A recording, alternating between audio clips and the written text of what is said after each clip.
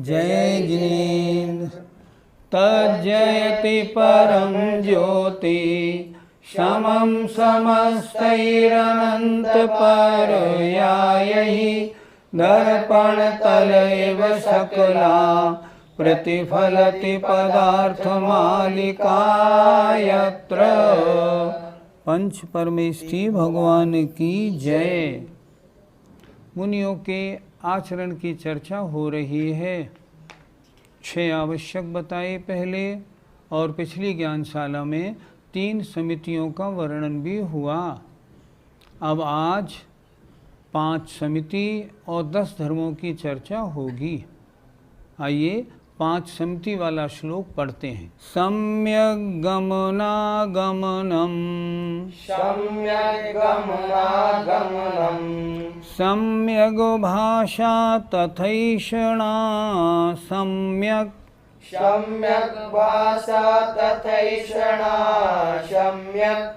सम्यग् निक्षेपौ व्युत्सर्ग सम्यगिति समितिः। बोलिए। सम्यग् गमनागमनम् सम्यग् भाषा तथैषणा सम्यग् निक्षेपौ व्युत्सर्ग सम्यगिति समितिः। 5 समितियाँ देखें। सम्यग अच्छी प्रकार से, गमन माने जाना, आगमनम माने आना, अर्थात भली प्रकार आना जाना। ये कौन सी समिति हुई? ईरिया समिति। दूसरी सम्यग भाषा, अर्थात भली प्रकार वचन बोलना, ये हुई भाषा समिति। तीसरा तथा सम्यक ऐषणा, तथा आहार की शुद्धि रखना। सम्यक माने भली प्रकार देख शोध कर आहार करना, ऐषणा समिति। सम्यक ग्रह निक्षेपौ, सम्यक माने सावधानी पूर्वक, अच्छी प्रकार, ग्रह माने ग्रहण करना और निक्षेप माने रखना। आदान निक्षेपण समिति, कोई भी चीज़ रखना देख के, उठाना तो भी देख के। और व्युत्सर्ग सम्यक, अर्थात मलमूत्र त्याग करने के स्थान को भली प्रकार देखकर मलमूत्र क्षेपण करना। इति समिति ही, इस प्रकार ये 5 समितियां हैं। इस श्लोक में 5 समितियों का वर्णन है। मुनि महाराज चाहते तो ये हैं हम गुप्ती में ही बैठे रहें, मन वचन काय की प्रवृत्ति का संकोच करें, लेकिन जब उससे हटते हैं, जब बाहर आते हैं, जब प्रवृत्ति करते हैं तो समितियों के अनुसार प्रवृत्ति करते हैं। कैसे? सम्यक अच्छी प्रकार से, सावधानी पूर्वक 4 हाथ जमीन देखकर आना जाना, गमन और आगमन। दूसरा सम्यक भाषा, वचन बोलने से पहले तोलना, हित मित प्रिय वचन बोलना, भाषा समिति। तथा ऐषणा सम्यक, भोजन सम्यक, सावधानी पूर्वक अच्छी प्रकार भोजन ग्रहण करना, शुद्ध आहार लेना, ऐषणा समिति। सम्यक ग्रह निक्षेपौ, अर्थात सावधानी पूर्वक ग्रहण करना, निक्षेप माने रखना, देखने और उठाने से पहले अच्छी तरह से पिच्छी के द्वारा परिमार्जन करके वस्तु उठाना और रखना। और व्युत्सर्गः सम्यक सावधानी पूर्वक देख के जीव रहित स्थान में मलमूत्र त्याग करना। इस प्रकार ये 5 समितियां हैं। पंडित जी, ईर्या समिति किसे कहते हैं? ईर्या गमन अर्थात चलते समय 4 हाथ जमीन आगे देखकर चलना। किन बातों का ध्यान रखना है? सबसे पहली बात, जब सूर्य का प्रकाश हो जाए तब गमन करना, रात्रि के अंधेरे में गमन नहीं होता। दूसरी बात, उस मार्ग पर चलना जिस मार्ग पर पहले बहुत लोग चले हुए हैं, ताकि जीव हिंसा का प्रसंग ना आवे, वहाँ जीव हिंसा ना हो। जब भी चलना हो 4 हाथ जमीन देखकर चलना। दूसरी बात, किसी गाड़ी आदि में नहीं बैठना। देखा गया कोई आचार्य आदि ट्रक में बैठ के गमन कर लेते हैं, कोई डोली में गमन करते हैं। नहीं, ऐसा गमन करने से ईर्या समिति का पालन कैसे बनेगा? नहीं बनेगा। आचार्यों की बिल्कुल आज्ञा नहीं, इस तरह गमन नहीं हो सकता।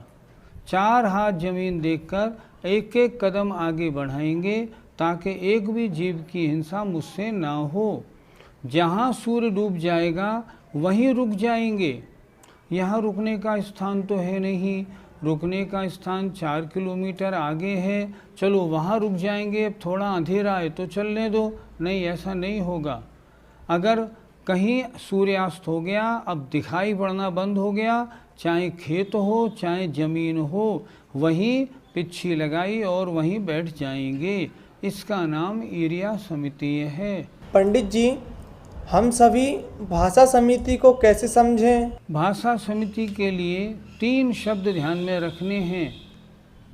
हम कैसे वचन बोलें जो हितकारी हों, कल्याणकारी हों, सामने वाले को बुरे ना लगें, सामने वाले का कल्याण अधर्म में प्रवृत्ति न करा दें, उसे कहते हैं हितकारी। दूसरी बात, मित थोड़ा बोलें। ज़्यादा बोलने में उल्टा सीधा कड़ा झूठ हो ही जाता है, इसलिए कैसा करें? मित थोड़ा बोलें। और प्रिय जो वचन मुख से निकलें सामने वाले को मीठे लगें, प्रिय वचन बोलें। भाषा समिति की परिभाषा बहुत अच्छी है। हित मित प्रिय वचन बोलना भाषा समिति है। मुनि महाराज सोचते तो ये हैं, न बोलूं तो अच्छा है, लेकिन बोलना पड़े तो कैसे बोलें? हितकारी बोलें, थोड़े बोलें और प्रिय बोलें। झूठ वचन, मायाचारी के वचन, क्रोध आदि पूर्ण वचन रंच मात्र भी न बोलें। पंडित जी, ऐषणा समिति से हमें क्या समझना चाहिए? उन्होंने लिखा है, छैडालाकार ने, एक बार दिन में ले आहार, खड़े अलप निज पान में। अर्थात एक बार आहार लेते हैं अपने हाथ में खड़े होकर। और आहार कैसा लेते हैं? 46 दोष बिना सुकुल श्रावक तने घर अशन को। 46 दोषों से रहित 32 अंतराय टालकर आहार लेते हैं। ले तप बढ़ावन हेतु नहीं तन पोषते, मतलब शरीर पोषण के लिए नहीं, अपनी साधना के लिए आहार लेते हैं। अर्थात निर्दोष शुद्ध आहार का, रसीला नहीं देखना, इंद्रियों को पुष्ट करने वाला नहीं, अपनी साधना के लिए जो काफ़ी हो उतना आहार लेना। इतना भी नहीं लेना जो बदन भारी हो जाए, इतना कम भी नहीं लेना जो क्षीण हो जाए। ऐसा आहार मुनि महाराज लेते हैं। आजकल देखा जा रहा है कुछ मुनि महाराज पहले से ही तय कर लेते हैं, कल का आहार इनके यहाँ, परसों का इनके यहाँ, तरसों का इतने इनके यहाँ। एक बार तो मुझे आश्चर्य हुआ जब अखबार में एक विज्ञापन निकला, कल हमारे यहाँ फलाने फलाने आचार्य का आहार होने जा रहा है, जिनको आहार देना हो सुबह 8 बजे तक हमसे संपर्क करें। बड़ा आश्चर्य हुआ, ये कैसी ऐषणा समिति है? कैसे ऐषणा समिति का पालन होगा? 46 दोष कैसे टलेंगे? नहीं, ऐसा नहीं।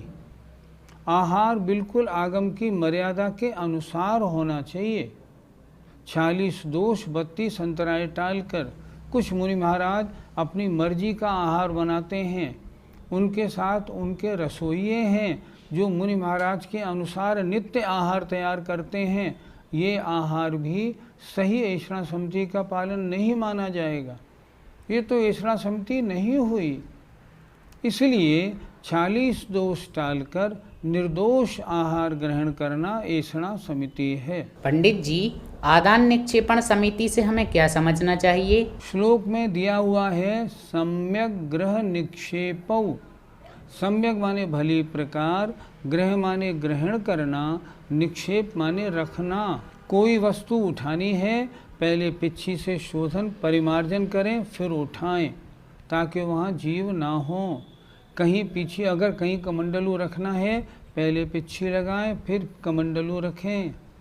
एक शास्त्र रखा हुआ है, उस पर दूसरा शास्त्र रखना है, पहले पिच्छी लगाएंगे फिर शास्त्र रखेंगे।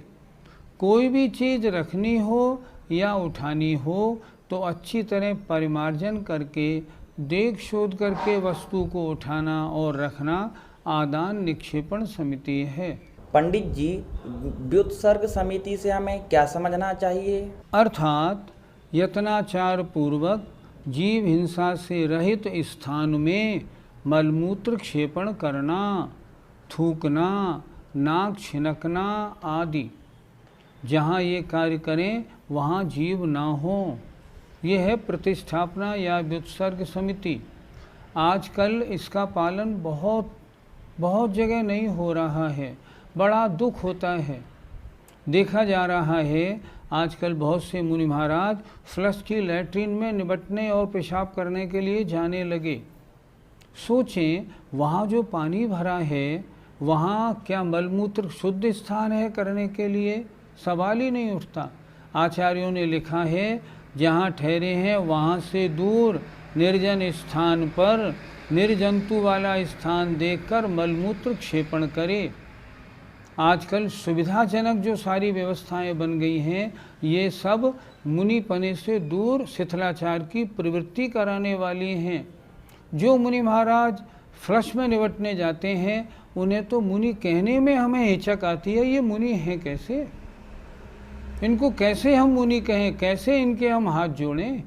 सोचें, कितनी जीव हिंसा सामने दिख रही है। उस जीव हिंसा करने में प्रतिष्ठापना समिति का पालन कैसे होगा? यहाँ तो लिखा है मल मूत्र का क्षेपण। जहाँ मुनि महाराज मल क्षेपण करते हैं, पहले पिच्छी के द्वारा वहाँ शोधन करते हैं ताकि कोई जीव रह नहीं जाए, तब मल मूत्र क्षेपण करते हैं। ये है सही क्रिया। इसे कहते हैं प्रतिष्ठापना समिति। अफसोस तो जब होता है दिगंबर मुद्रा धारण की है, केशलोंस तो करते हैं और इन छोटी छोटी गलतियों में सारे मुनिपने को मटियामेट कर रहे हैं। बहुत दुख का विषय है। इन 5 समितियों के पालन के लिए मूलाचार्य जी में लिखा है मुनि को तो 5 समितियों का पालन करना ही करना है, लेकिन जो व्रती श्रावक हैं वे भी अपनी शक्ति अनुसार सामर्थ्य अनुसार अधिक से अधिक इनका पालन करें, क्योंकि इनके पालन करने में जीव हिंसा बचती ही बचती है। अभी 5 समितियों का वर्णन हुआ।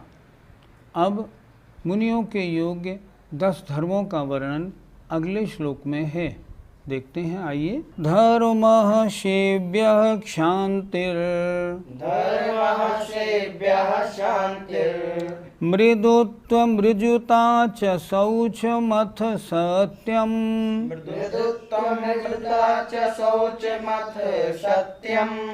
आकिंचन्यं ब्रह्म त्यागश्च तपश्च संयमश्चेति।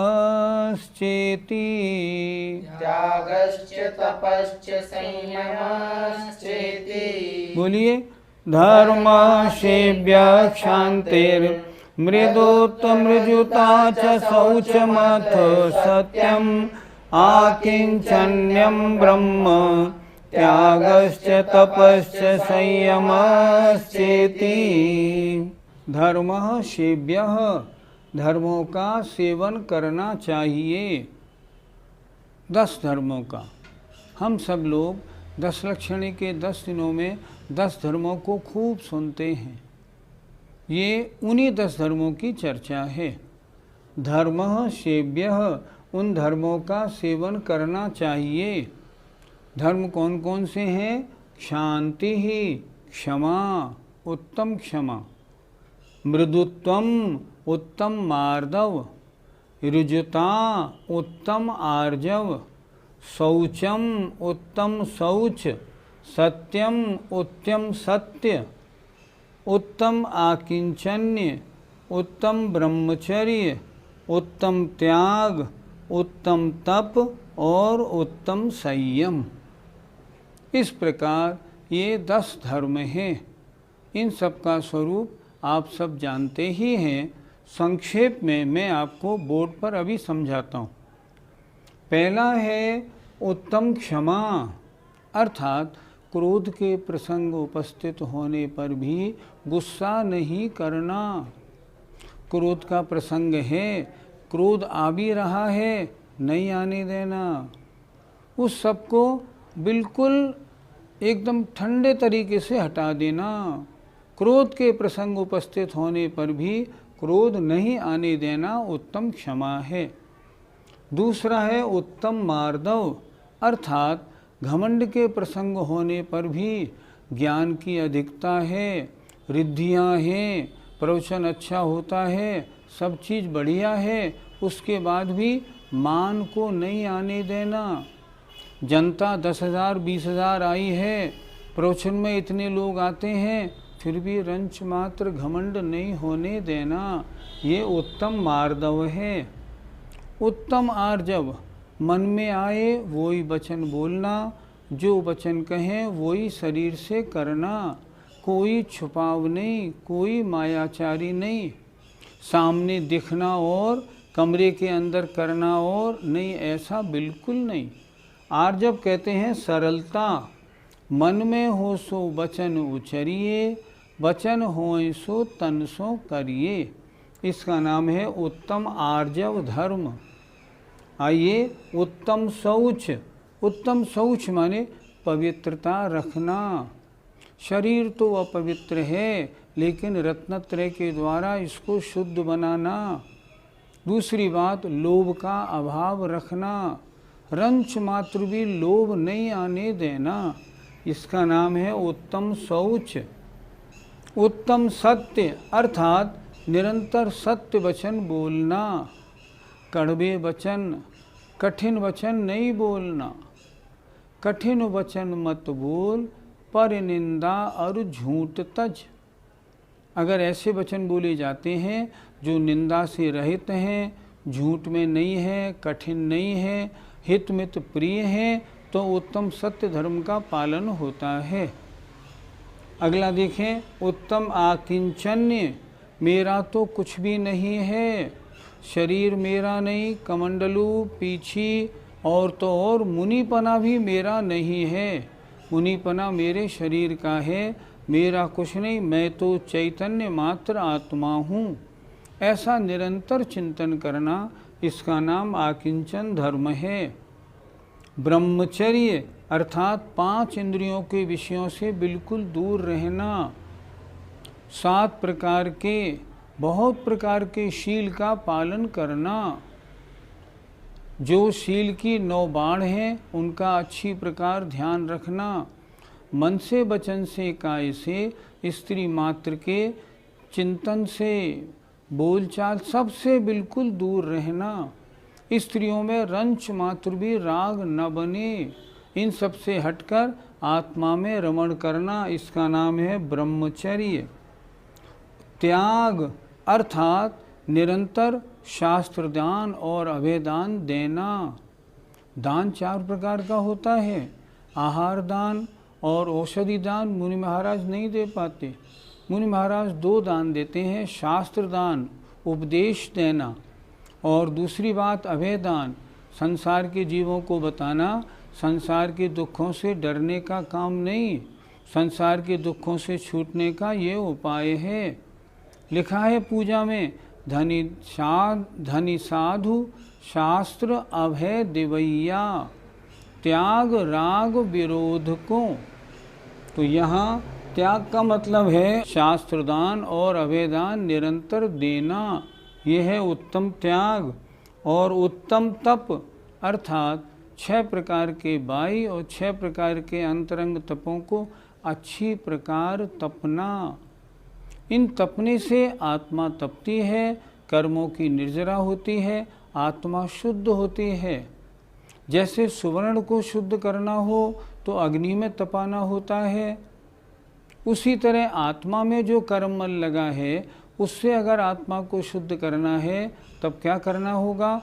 12 प्रकार के तपों को तपना होगा। तो 12 प्रकार के तपों को तपना और संयम, 12 प्रकार के संयम का पालन करना। 6 प्रकार का प्राणी संयम, 6 प्रकार का इंद्रिय संयम, अर्थात 5 इंद्रिय और मन को वश में रखना इंद्रिय संयम है। मुनि महाराज जब संयम धर्म का पालन करते हैं तो इसका बहुत ध्यान रखते हैं, इंद्रिय और मन हमारे वश में रहें। और 6 काय के जीवों की रक्षा करना, 5 एक इंद्रिय और 1 तरस। 6 काय के जीवों की उनकी सारी प्रवृत्ति ऐसी होती है किसी जीव की कहीं भी हिंसा ना हो, चलते समय घास वगैरह बिल्कुल नीचे ना आ जाए, अच्छी प्रकार देख शोध कर जो स्थान गीला हो वो कोशिश करते हैं इसमें भी पैर ना रखना पड़े ताकि जलकायिक जीवों की हिंसा क्यों हो। इस तरह वे 12 प्रकार के संयम का पालन करके उत्तम संयम धर्म का पालन करते हैं। इस प्रकार 10 धर्मों का वर्णन इस श्लोक में आचार्य श्री ने किया है। पंडित जी, धर्म किसे कहते हैं? वस्तु के स्वभाव को धर्म कहते हैं, अथवा जो आत्मा को संसार से छुड़ाकर मोक्ष में पहुंचाता है उसे धर्म कहते हैं। ये धर्म के 10 भेद हैं। ये धर्म के भेद हैं का मतलब ये आत्मा के स्वभाव हैं। वस्तु स्वभावो धम्मो, वस्तु का जो स्वभाव है वह धर्म है। आत्मा का स्वभाव गुस्सा करना नहीं, क्षमा करना है। अच्छा, गुस्से में आनंद आता है या क्षमा में? क्षमा में आनंद आता है। आत्मा का स्वभाव घमंड करना नहीं, मार्दव धर्म है। आत्मा का स्वभाव छल कपट करना नहीं, ऋजुता कोमलता है। आत्मा का स्वभाव लोभ करना नहीं, शौच धर्म का पालन है। आत्मा का स्वभाव झूठ बोलना नहीं, कठोर कटु बोलना नहीं, सत्य बोलना है। आत्मा का स्वभाव इंद्रियों के रूप प्रवृत्ति करना, जीवों की हिंसा करना नहीं, इंद्रिय संयम और प्राणी संयम को पालना है। आत्मा का स्वभाव है 12 तपों को तप के आत्मा को शुद्ध करना। आत्मा का स्वभाव है त्याग करना, संग्रह करना नहीं। आत्मा का स्वभाव है अन्य वस्तुओं से संबंध नहीं रखना। वस्तुओं से संबंध रखना संसार पतन में कारण है। और आत्मा का स्वभाव काम सेवन नहीं, आत्मा में रमण करना है। इस प्रकार जो मुनि महाराज 10 प्रकार के धर्मों का निरंतर पालन करते हैं वो मोक्ष की ओर अपने कदम बढ़ाते हैं, शीघ्र ही मोक्ष प्राप्त करते हैं। जय जिनेंद्र।